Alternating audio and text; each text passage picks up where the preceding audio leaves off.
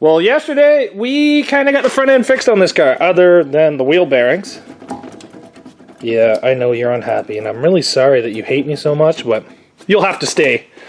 So what we're going to do today is we're going to tear apart this back end. We are going to take the tires off, fix the trailing arms, try to pull the frame rails in.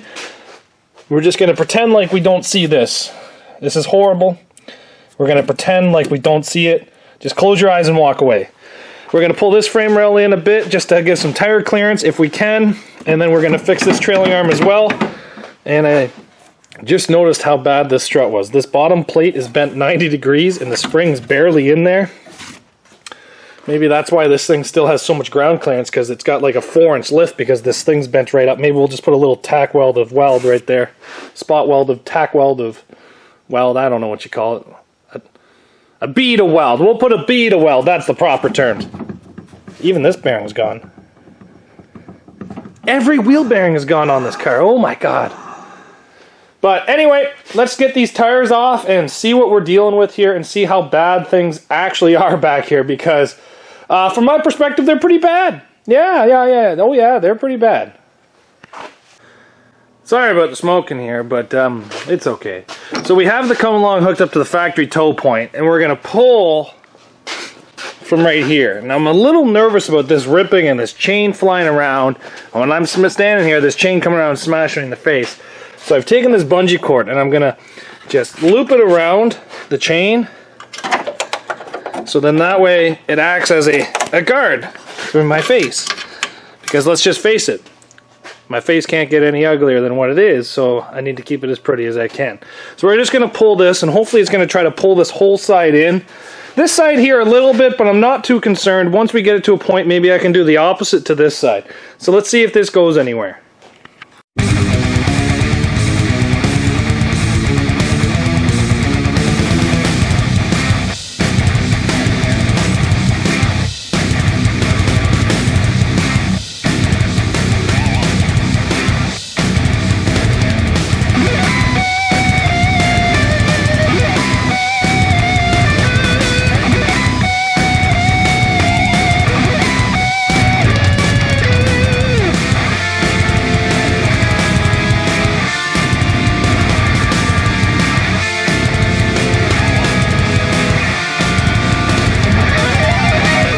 We got the back end all kind of pulled in. It didn't go exactly as I planned, but the subframe kinked a little bit more.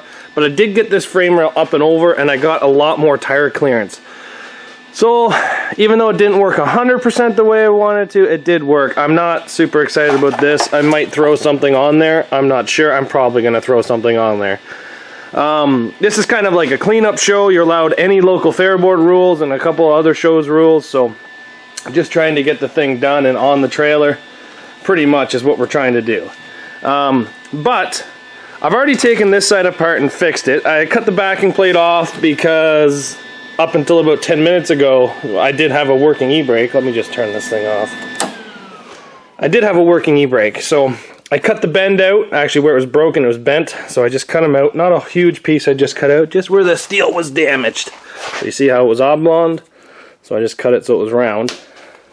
And then I slid a little bit of a threaded rod in there and then welded it up. Now, a lot of you guys say, well, why don't you just replace this whole link with like 1x1 or 1.5 or 2-inch square tubing?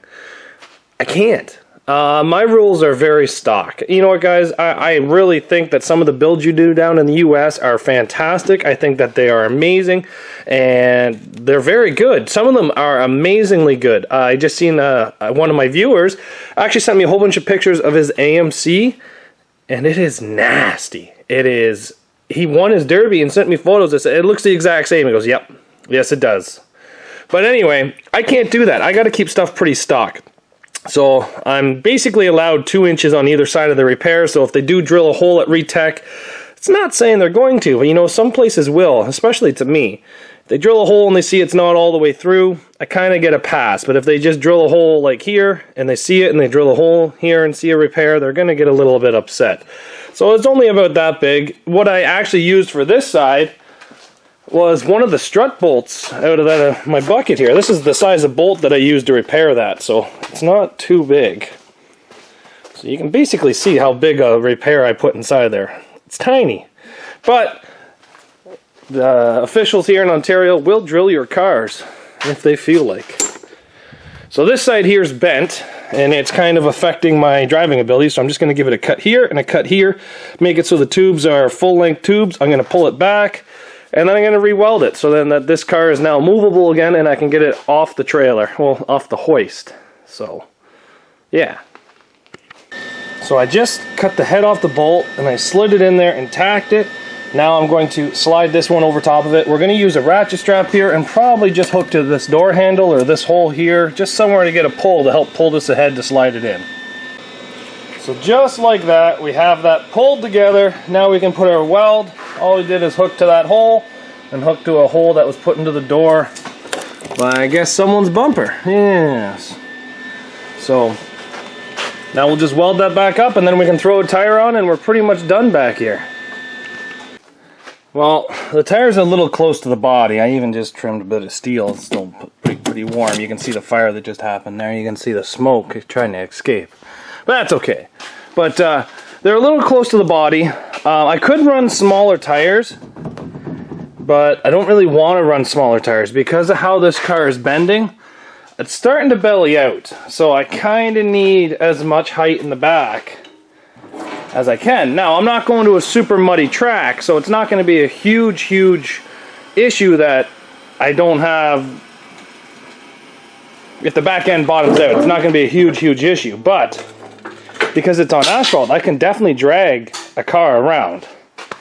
But for how long? How long will the transmission drag this car? But as it sits right now, everything's back together. Car has suspension. It's the first time sitting it down. It's Haggard. This thing's beat, boys. She's just dickered. Dickered hard. But, oh well. Maybe we'll try to tighten the threaded rod down in the back. I don't know. We'll have to see how this goes. Not a whole left of the back of the car. I'm going to try to save it as much as I can. And we'll kind of see how well this goes. But, oh well. And then over in the front, we still have a lot of work.